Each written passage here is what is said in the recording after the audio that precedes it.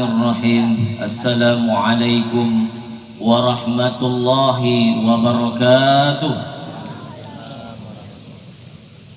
Allahu akbar, Allahu akbar, Allahu akbar, Allahu akbar, Allahu akbar, Allahu akbar, Allahu akbar, Allahu akbar, Allahu akbar kabira, walhamdulillahi katsira, wa subhanallahi bukratan wa asila, la ilaha illallah wallahu akbar, walillahil hamd. Alhamdulillahilladzi ja'ala lil muslimin 'idal adha ba'da yaumil 'arafah. Ashhadu an la ilaha illallah wahdahu la syarika lah, wa ashhadu anna Muhammadan 'abduhu wa rasuluh la nabiyya ba'dah. Allahumma salli wa sallim wa barik ala sayyidina Muhammadin wa ala alihi wa sahbihi ajmain. Amma ba'du, fa ya ibadallah ayyuhal hadirun rahimani wa rahimakumullah, usikum wa nafsi bitaqwallah faqad fazal muttaqun. Kama qala ta'ala fil Qur'anil Karim, a'udzu billahi as-sami'il 'alim minasy syaithanir rajim. Bismillahirrahmanirrahim. Ya ayyuhalladzina amanu taqullaha haqqa tuqatih wa la tamutunna illa wa antum muslimun. Allahu akbar, Allahu akbar, Allahu akbar. Kaum muslimin muslimat, hadirin wal hadirat yang dimuliakan Allah Subhanahu wa taala. Bersyukur kita kepada Allah dengan ucapan alhamdulillahi rabbil alamin. Bersalawat kita kepada Rasulullah dengan ucapan Allahumma salli wa sallim ala sayyidina Muhammad wa ala alihi wa sahbihi ajmain. Mari kita perbaharui, mari kita tingkatkan keimanan dan ketakwaan kita kepada Allah Subhanahu wa taala. Allahu akbar, Allahu akbar, Allahu akbar, walillahil hamd. Hadirin jamaah Idul Adha yang dimuliakan Allah, di pagi hari yang cerah lagi barakah ini kita berkumpul untuk melaksanakan salat Idul Adha. Baru saja kita laksanakan ruku dan sujud sebagai manifestasi perasaan takwa kita kepada Allah Azza wa Jalla. Kita agungkan namanya, kita gemakan takbir, tahmid, tahlil untuk pernyataan dan pengakuan kita atas keagungan Allah Subhanahu wa taala. Takbir yang kita ucapkan bukanlah sekedar gerak bibir tanpa arti, tetapi merupakan pengakuan dalam hati, menyentuh dan menggetarkan relung-relung jiwa manusia yang beriman. Allah Maha Besar, Allah Maha Agung, tiada yang patut disembah kecuali Allah. Karena itu, melalui mimbar ini, saya mengajak kepada diri saya sendiri dan juga kepada hadirin sekalian, marilah tundukkan kepala dan jiwa kita di hadapan Allah Subhanahu wa taala yang Maha Besar. Campakkan jauh-jauh sifat keangkuhan dan kesombongan yang dapat menjauhkan kita dari rahmat Allah Subhanahu wa taala. Sebab apapun kebesaran yang kita sandang, kita kecil di hadapan Allah. Betapapun perkasanya kita lemah di hadapan Allah yang Maha Kuat. Betapapun hebatnya kekuasaan dan pengaruh kita tidak berdaya di dalam genggaman Allah Subhanahu wa taala yang Maha Kuasa atas segala-segalanya. Allahu akbar, Allahu akbar, Allahu akbar. Idul Adha dikenal dengan sebutan hari raya haji, di mana kaum muslimin telah menunaikan rukun haji yang utama, yaitu wukuf di Arafah.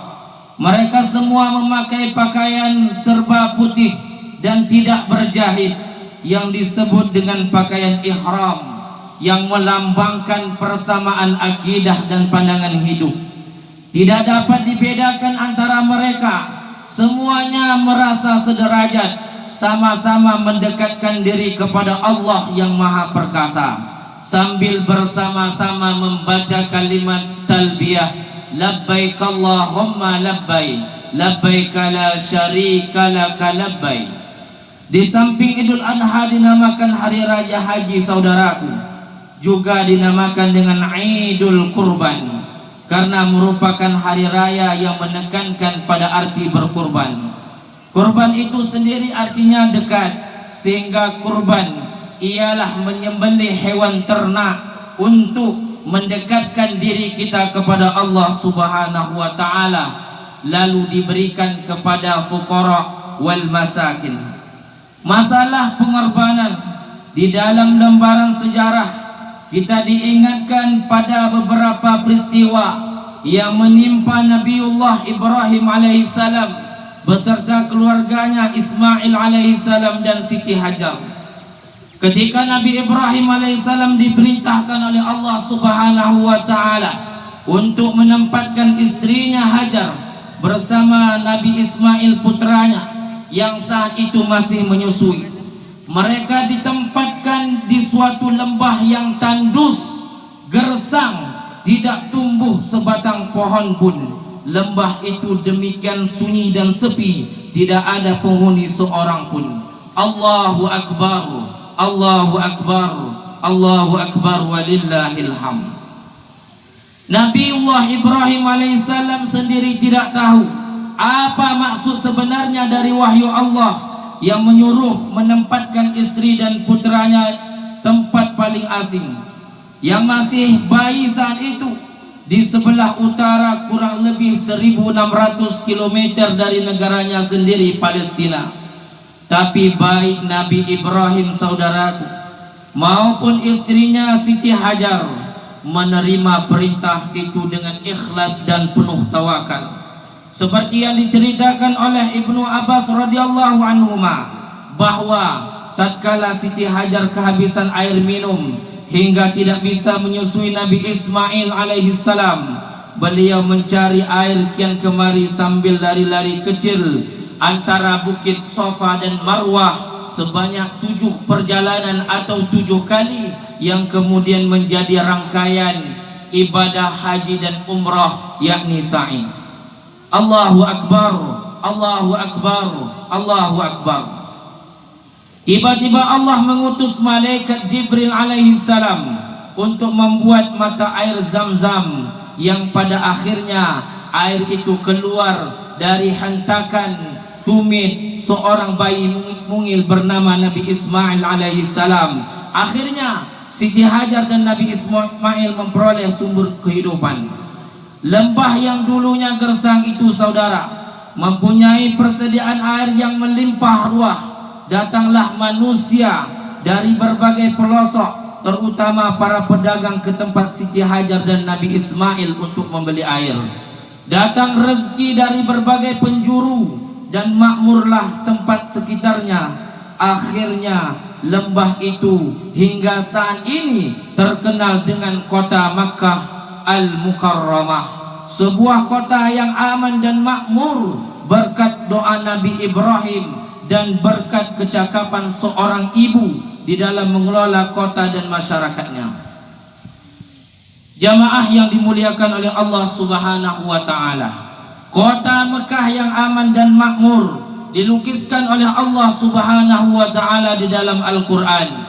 Di dalam surah Al-Baqarah ayat 126, wa iqala Ibrahim rabbi ja'al hadza baladan amina. Dan ingatlah ketika Ibrahim berdoa, wahai Tuhanku, jadikanlah negeri ini sebagai negeri yang aman sentosa, warzuq ahlahu minas samarat, dan berikanlah rezeki dari buah-buahan kepada penduduknya, man amana minhum billahi wal yaumil akhir, yang mereka beriman kepada Allah dan pada hari kiamat. Allahu Akbar, Allahu akbar, Allahu akbar walillahil hamd. Hadirin jamaah Idul Adha yang dimuliakan Allah, Idul Adha yang kita beringati saat ini juga dinamai dengan Idul Nahar, artinya hari memotong kurban hewan ternak. Sejarahnya adalah bermula dari ujian paling berat yang menimpa Nabiullah Ibrahim alaihissalam, disebabkan kesabaran dan ketaatan Ibrahim di dalam menghadapi berbagai ujian dan cobaan. Allah memberinya sebuah titel yang tinggi, anugerah berupa kehormatan Khalilullah, kekasih Allah.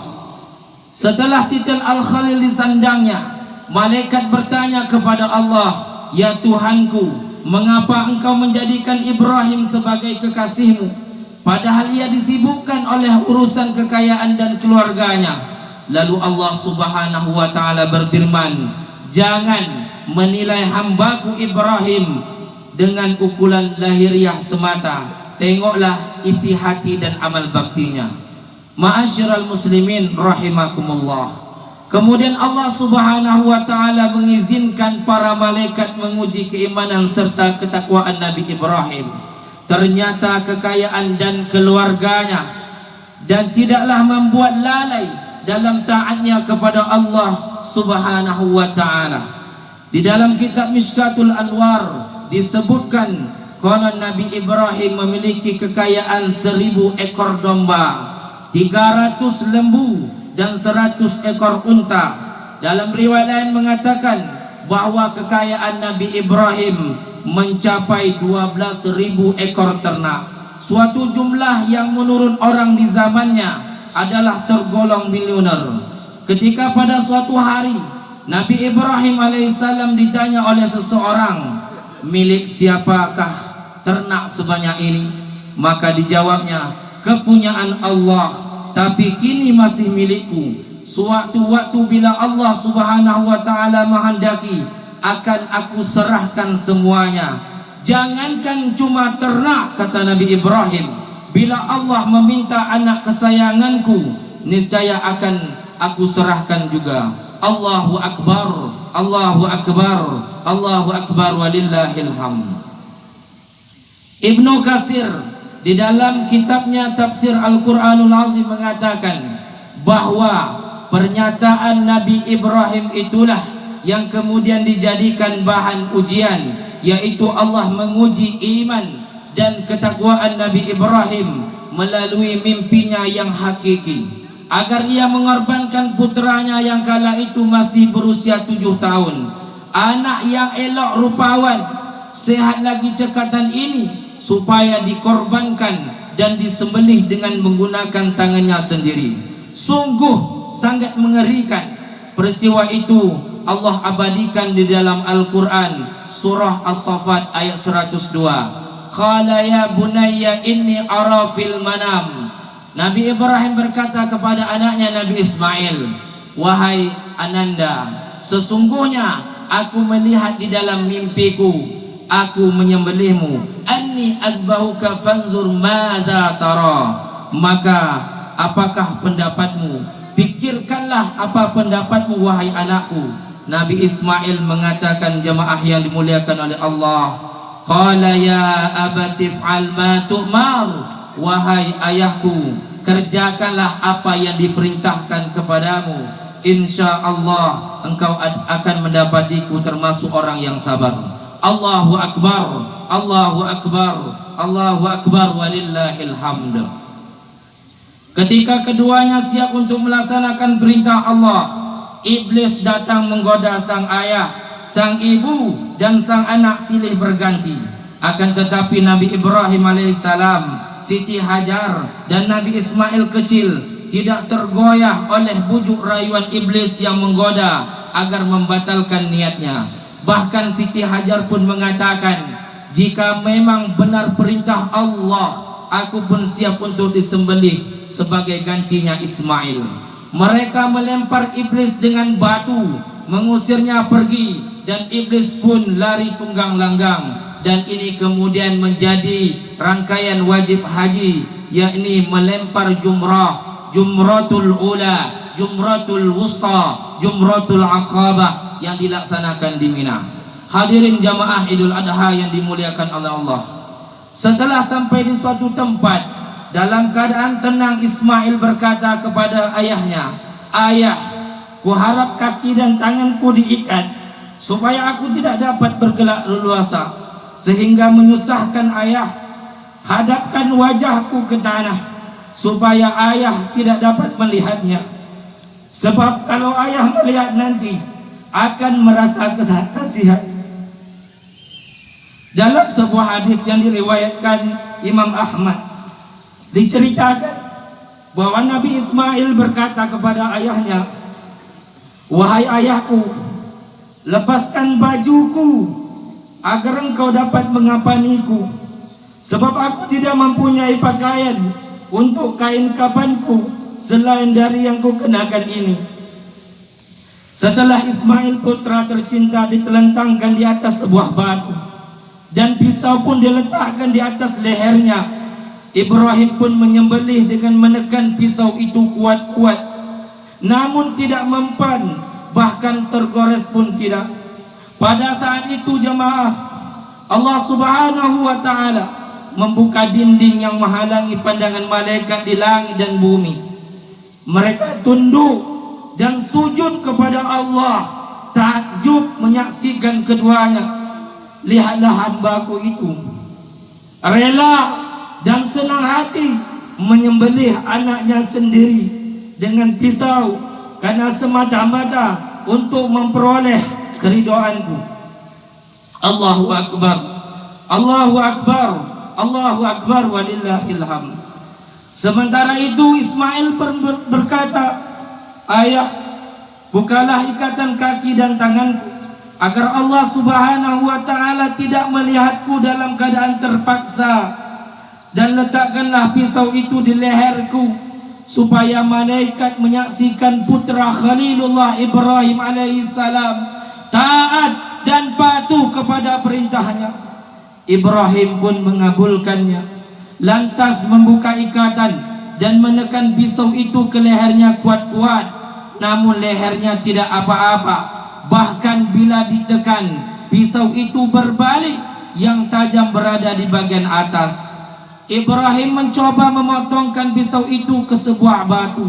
Ternyata batu yang keras itu terbelah. "Hai pisau, engkau sanggup membelah batu, tetapi kenapa tidak sanggup memotong leher?" kata Ibrahim alaihissalam. Dengan izin Allah Subhanahu wa ta'ala, pisau itu menjawab, "Anda katakan potonglah, tapi Allah mengatakan jangan potong. Mana mungkin aku memenuhi perintahmu wahai Ibrahim, jika akibatnya akan durhaka kepada Allah Subhanahu wa ta'ala."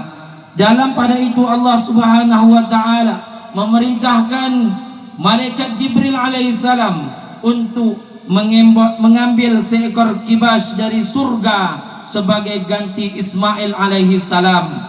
Dan Allah Subhanahu wa ta'ala berseru dengan firman-Nya, menyuruh menghentikan perbuatannya, tidak usah diteruskan pengorbanan terhadap anaknya.